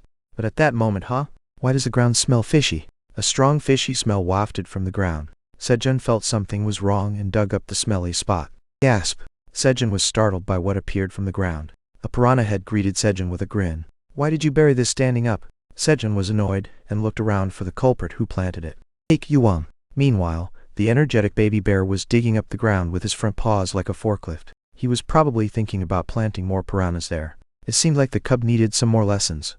Top floor, 75th level. Theo arrived at the shopping area, eagerly anticipating sitting on Sejun's lap and eating a treat. Teapot blanket, 5 glass jars for honey tongs. Teapot. Theo went into a general store, reciting the items Sej, unordered so as not to forget them, bought the goods, and left the store. FFFT. Another successful haggle today. Theo managed to haggle down the price from 2.1 tower coins to 1.7 tower coins, saving 0.4 tower coins. On the way to the last stop, the blacksmith's. Hello, Theo. Someone approached and spoke. You? Theo recognized the person. Aren't you the fool who almost got scammed by Scarum? Why, yes, that's right. My name is Jiras. Theo's words nearly brought Jiras to tears, but he managed to hold back and respond. Having already found out through an investigation that Theo had been scammed by Scarum, Jiras was even more furious. To be treated like a fool by another fool. What's the matter? I couldn't repay you last time, so I thought I'd at least treat you to a meal. I refuse. I'm busy. Theo coldly passed by Jiras. Theo had to hurry to the blacksmith and get the equipment for Sejun. Theo's intuition was telling him something. Something feels off. Someone is after Sejun's lap. Theo, how about a cup of tea at least? Jiras hurriedly followed Theo. Why are you following me? Theo, who arrived at the blacksmith, asked Jiras, who had followed him. I have business at the blacksmith as well. Jiras had impulsively followed Theo, since his offer was rejected.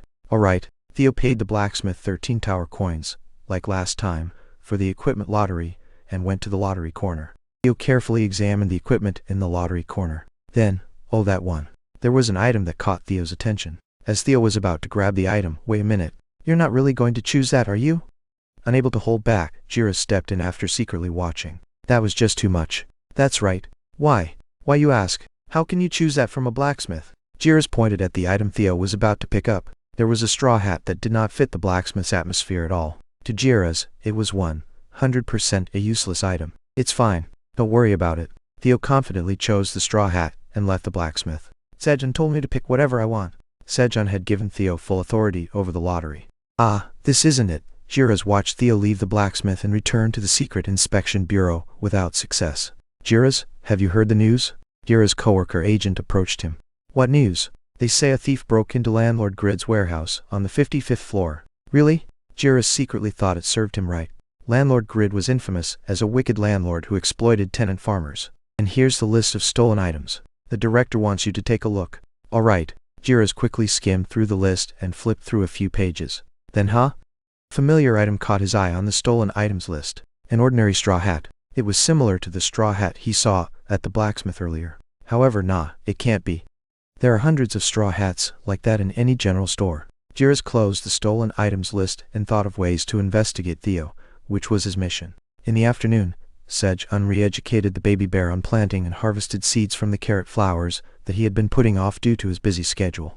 The stored amount of carrots had been reduced by half, so the rabbits were urging Sejun. Shake, shake, shake. Shake, shake, shake. As Sejun shook the completely dry carrot flowers, the carrot seeds fell down.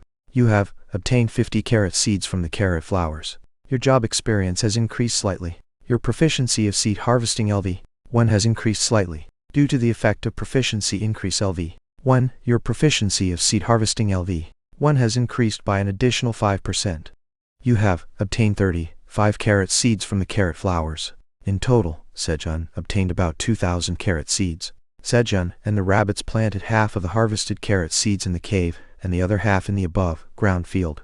And when they finished planting all the carrots in the above ground field, you have created a 250 square meter carrot field. You have gained 500 experience points. You have leveled up. You have obtained 1 bonus stat. Sejun raised his agility to increase his work speed with the bonus stat. On the 175th day of being stranded, Sejun planted 2,000 carrots and increased his agility. Good night. Chapter 29. Taking a nap together. Hanguk Day 177 of being stranded. Today before the black rabbit called, Sedge, and went to the pond first to move the piranhas and prepared lunch. His work speed increased after raising his agility, giving him a bit of spare time in the morning farming. There was no clock to measure the time accurately, but he could definitely feel that he was faster. Since there was some time left until lunchtime, Sedge went to the green onion field, where he had harvested seeds from the green onion flowers and planted them and cut a few green onions. And then, slice, slice, slice. He thinly sliced the green onions with the dagger and garnished the grilled fish with them. While Sejon and the black rabbit were preparing lunch, the white rabbits finished their own tasks and helped in preparing the meal. Starting today, the white rabbits are eating separately in the cave. The reason is that the white rabbit's belly has grown so much that she can no longer control her body. It seems that the baby rabbits will be born soon. Pull. Keku. Yun. Keku. Yun. The baby bear pulled Sejon and the black rabbit, who had prepared lunch, and the three of them ate lunch above ground. Sejon took a bite of the grilled fish seasoned with salt and garnished with green onions, and chewed it together with the dried sweet potato. He wanted to create the feeling of eating rice as much as possible. Choo-choo.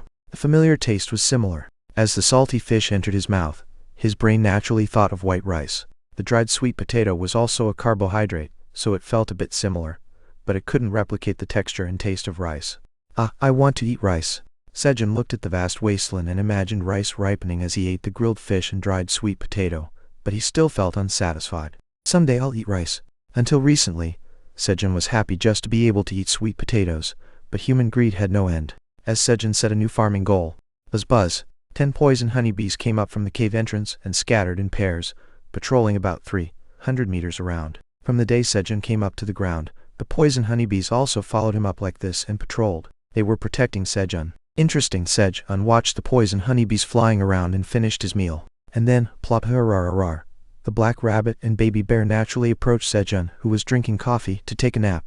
The black rabbit had a small body, so it didn't matter, but the baby bear pushed its head forward recklessly. However, Sejon's lap was too narrow for the baby bear, which had grown bigger in just a few days. It seemed frustrated that it couldn't sleep in Sejon's arms as it used to. After tossing and turning a few times, the baby bear changed its strategy. The baby bear lay down sideways, sticking its belly to Sejon's back and curled up to sleep. It looked as if Sejon was in the baby bear's arms. The baby bear fell asleep as soon as it lay down. Gulp. Sejon took a sip of coffee and completely leaned his body onto the baby bear's soft body. Soft and cozy. Feeling the warmth as if he were covering himself with a blanket for the first time in a while, Sejon fell asleep. How long had they slept? Slap. Slap. Sejon woke up from the sound of something hitting his thigh. Squeak. The father rabbit had come up to wake him as Sejon hadn't come down. He must have fallen into a deep sleep because the baby bear's belly was so soft. Guys, let's wake up. Groan. Sejon woke up the sleeping black rabbit and baby bear. These days, the black rabbit practiced with the baby bear in the afternoon. More precisely, while the baby bear was playing, the black rabbit was desperately fighting. Bounce. Plop. Plop. Plop. The black rabbit tried hard to hit the baby bear with his hammer while dodging the bear's front paws, but groan. The baby bear excitedly rushed towards the black rabbit. It seemed to think they were playing tag. While the two practiced and played, Sejon planted the tops of the carrots he had brought up and went down to the cave to harvest cherry tomatoes. And then rustle. As he was cutting the cherry tomato branches for a while buzz, he saw a single poison bee carrying something the size of a fist with great difficulty, leaving the cave. What is that? Sejon, driven by curiosity, stopped harvesting cherry tomatoes and followed the poison bee up the rope to the ground. What is that? When Sejon asked the poison bee, which was searching for something around. Thump. Instead of answering, the poison bee carefully placed what it had been carrying on Sejon's hand and returned to the cave. It had left the disposal to Sejon. What is this? Sejon carefully picked up the thing, which looked like an ivory-colored larva. You have acquired the poison bee queen's cocoon. Poison bee queen's cocoon? The fact that a message appeared meant it was an item. Sejon examined the cocoon closely. Poison bee queen's cocoon, a poison bee larva, is preparing to metamorphose into a poison bee queen by consuming only royal jelly 1. There are 10 days left until metamorphosis. It will consider the first creature it sees after metamorphosis as its owner.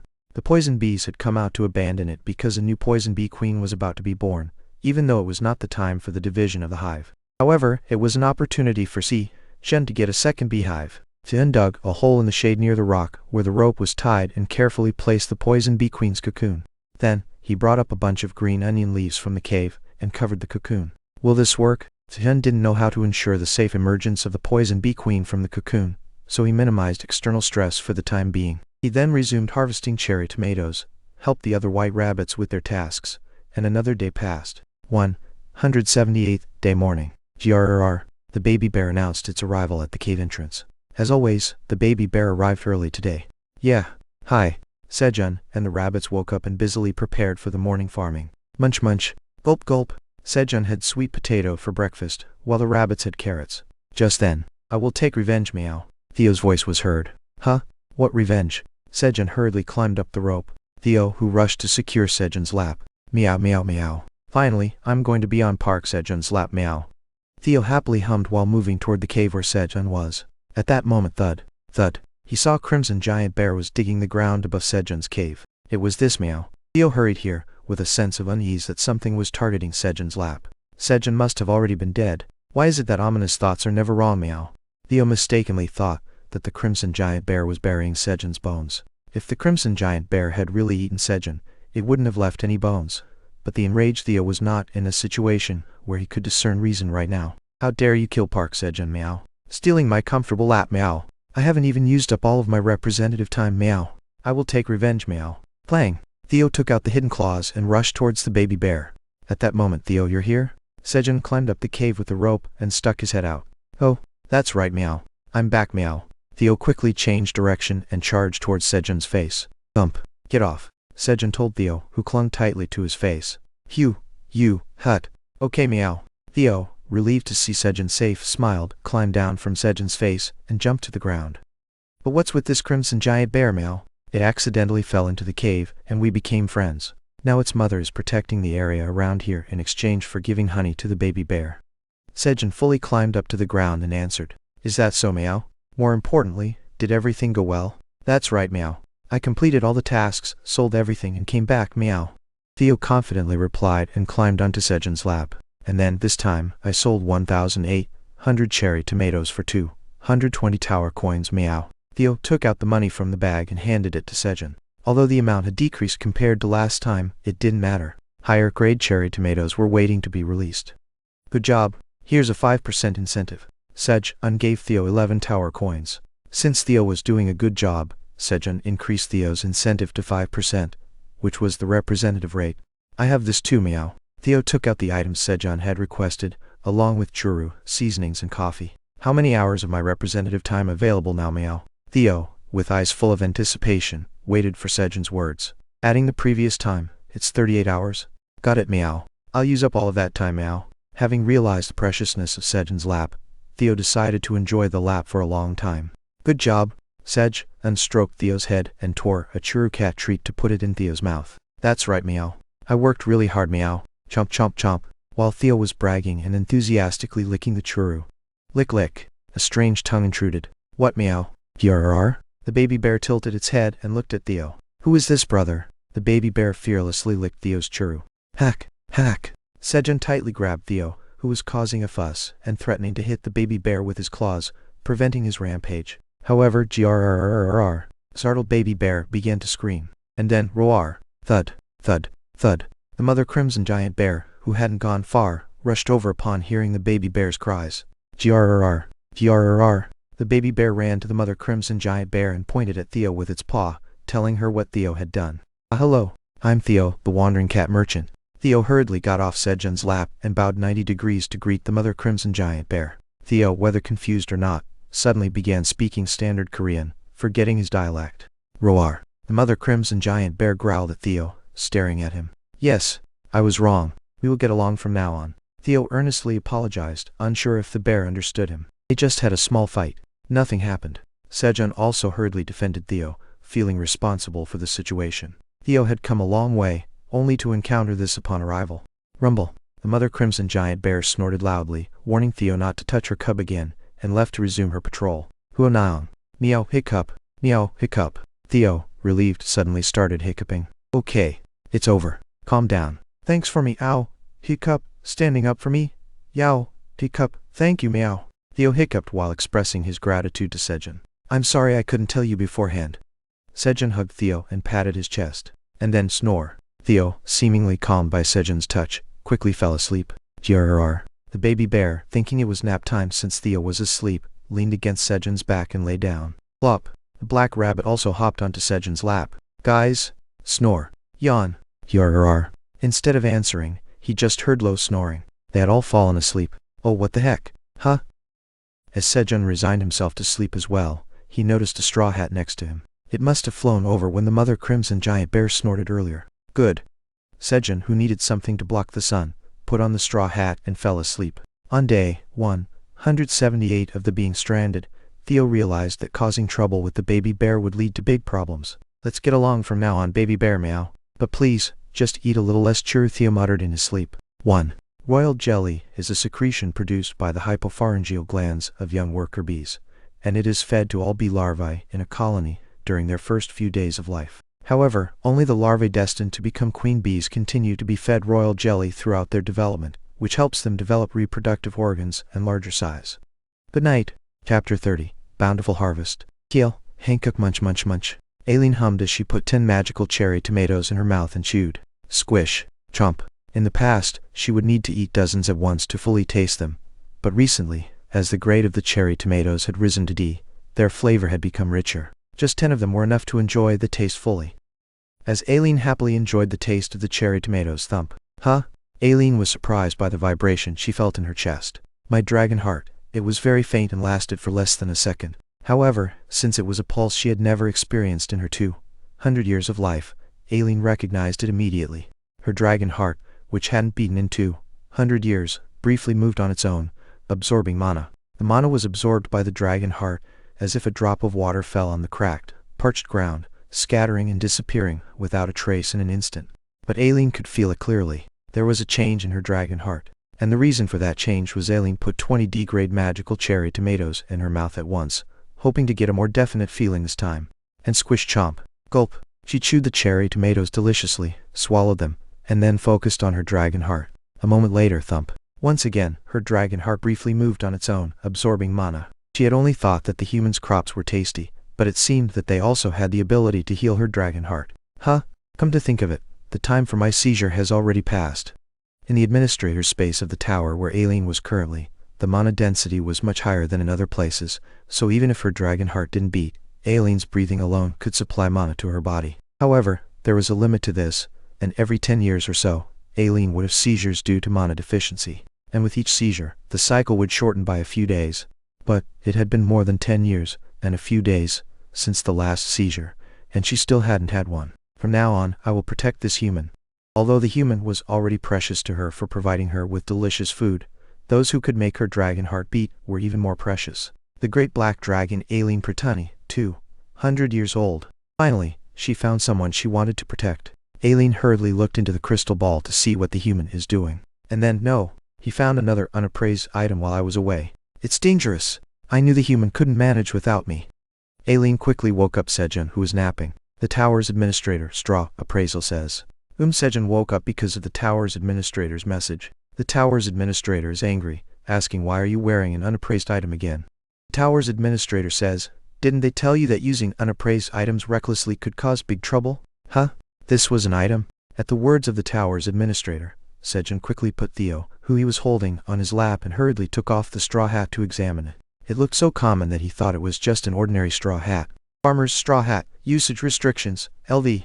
20, strength 20 or more, stamina 20 or more, creator, private, grade, D, skill, Earth's blessing LV. 1. Earth's blessing LV. 1. A weak blessing of the earth is bestowed on all the land you own. The recovery speed of stamina increases slightly. Wow. Although there was only a slight increase in the speed of stamina recovery, there was no limit to the size of the farmland. It would be a great item if it weren't for the usage restrictions. At LV. 20, having more than 20 strength and stamina was like saying not to wear it at that level. Sejun, who was worried about the wasteland on the surface, was very disappointed that he couldn't use the Earth's blessing skill of the straw hat because of the usage restrictions. Tower's administrator suggests appraising the straw hat first. Alright, give me the quest. Since it still had the purpose of blocking sunlight, Sejun decided to appraise it. A quest has been activated. Quest. Send the unappraised straw hat to the tower's administrator. Reward. None. Refusal. Cannot appraise. An additional quest has been activated. Quest. Promise the tower's administrator to give them crops containing the energy of the blue moon during the next blue moon. Reward. Appraised straw hat refusal. unable to receive the straw hat crops containing the energy of the blue moon. The tower's administrator says it's absolutely necessary. All right, Sejun readily accepted. He would be able to harvest more and better crops in the future. There was no need to hold back. Now, appraise it. The straw hat disappeared from Sejun's hand. You have completed the quest. The tower's administrator uses the appraisal skill on the farmer's straw hat. The tower's administrator is happy with the appraised item. It was strange. Why was the tower's administrator happy? The tower's administrator congratulates you on acquiring an amazing item. The tower's administrator now asks you to promise Aileen Pratani the crops containing the energy of the blue moon during the next blue moon. Aileen Pratani? The tower's administrator arrogantly says that you should take it as an honor that they are revealing their name. What's with the name? Sejun grumbled. The tower's administrator is excited, stomping the floor and saying that this is a great honor. Yes, it's an honor to know the name of Aileen Pratani. Sejun quickly catered to Aileen's wishes in order to receive the straw hat. The administrator is satisfied. The tower's administrator urges you to make the promise. I, Park Sejun, promise to give Aileen Pratani crops imbued with the energy of the blue moon when I harvest them during the next blue moon. The tower administrator says this is the first promise between you and them. First promise? The tower administrator spoke meaningfully. Sejun felt something was strange, but he soon focused on the straw hat that appeared in front of him. Catching it just in time, Sejun grabbed the falling straw hat. Quest completed. As a quest completion reward, you have acquired the appraised straw hat, relic, St. Patrick's straw hat relic, a named piece of equipment with the word relic attached. This was the first time Sejun had heard of a relic. Sejun checked the options of the straw hat. Relic, St. Patrick's straw hat. This is the straw hat that Farmer Patrick, who was called the saint for saving many starving people with his farming, always wore. It is one of the 10 relics that exist in the tower. The restrictions and grade on relics are lifted depending on the job of the wearer. Usage restrictions: those with a farming-related job. Creator: Patrick. Grade: undecided. Skill: Earth's Blessing LV. When only 10 in the tower. Sejun was surprised by the extreme rarity of the item as he checked the options of the straw hat. The original grade and stat restrictions had disappeared, but a new restriction, those with a farming-related job, was added. As a tower farmer, it was good news for Sejun. The grade was strangely undecided. Considering the description stating that the ability grows depending on the wearer's job, it seemed that the grade would be determined when worn. There was no change in the skill. However, when the item's grade was determined, new skills might appear. With an excited heart, Sejun put on the straw hat. Relic, St. Patrick's straw hat checks the wearer's job. Tower Farmer D is confirmed. The grade of the relic, St. Patrick's straw hat, rises to D. As Sejun expected, the item grade followed the wearer's job level. E grade restriction lifted. Skill, Earth's Blessing LV. 2 restriction lifted. Skill, Farmer's Physique LV. 1 unlocked. D grade restriction is lifted. Skill, Earth's Blessing LV. 3 restriction lifted. Skill, Farmer's Physique LV. 2 restriction lifted. Skill, Bountiful Harvest LV. 1 unlocked. Wow, the item options were amazing, considering that there were only 10 relics in the tower. Sejun checked Earth's Blessing and the newly unlocked skills. Earth's Blessing LV. 3. A slightly strong blessing of the earth covers all owned farmland. The recovery speed of stamina increases slightly. Farmer's Physique LV. 2. A farmer's physique should always be strong. All stats increase by 3. Bountiful Harvest LV. 1. There is a very low chance that a bountiful harvest will occur in some owned farmland for a week, up to 100 square meters. When a bountiful harvest occurs, harvest yield increases by 50%. As expected, Theo's hand was golden. This draw was a great success. Well done, Representative Theo. Excited, Sejun patted Theo's front paw. At that moment, meow, Park Sejun. Give me some churro, meow. Theo sleep talked. Sure. I'll give you as much as you want. Feeling good, Sejun opened a churro and held it to Theo's mouth. Lick, lick, lick. It's delicious, meow. Even while sleeping, Theo diligently licked the churro. As soon as Theo finished the churro, Sejun got up from his seat. I want to sleep more, meow. Grumble jar as Sejun got up, the critters showed their sleep protest. Get up quickly. Due to his nap, Sejun's work had been delayed. He hurriedly woke up Theo, the black rabbit, and the bear cub. And then give me churro, meow. I didn't get to eat it properly earlier, meow. Theo, who was now fully awake, asked Sejun for churro. Theo, you just ate a churro, didn't you? What are you talking about, meow? Are you making fun of me, meow? I definitely ate it in my dream, meow. Theo was wronged. He had clearly eaten it in his dream, but Park Sejun insisted that he had eaten it in reality. Right. Here. Sejun handed Theo a new churro and went down to the cave for farming. Theo also followed Sejun down to the cave and settled in Sejun's designated seat. If he stayed on the ground, the bear cub might steal his precious churro. Chew chew chew. Theo started eating churro diligently. It wasn't as tasty as eating on Park Sejun's lap, but churro was still delicious. Meow. As Theo leisurely enjoyed his churro and spent a peaceful time. Phew. It's done. Thanks to the farmer's physique skill, all of Sejun's stats increased by 3, allowing him to cut all the leaves quickly without getting tired. And then he went to the cherry tomato field. Snip. Sejun cut the cherry tomato branches and began to harvest enthusiastically. You simultaneously harvest 4 well-ripened magical cherry tomatoes. Your job experience increases slightly. The proficiency of harvesting LV4 increases slightly. Due to the effect of proficiency increase LV1, the proficiency of harvesting LV4 increases by an additional 5%. You gain 80 experience points. At that moment, suddenly, a golden aura descended on the surrounding ground. And then, a notification popped up. Bountiful Harvest LV1 is activated. Bountiful Harvest applied on the 30 square meter of magical cherry tomato field. Harvest yield will increase by 50% for the next week. Sejun's magical cherry tomato field is now experiencing a bountiful harvest.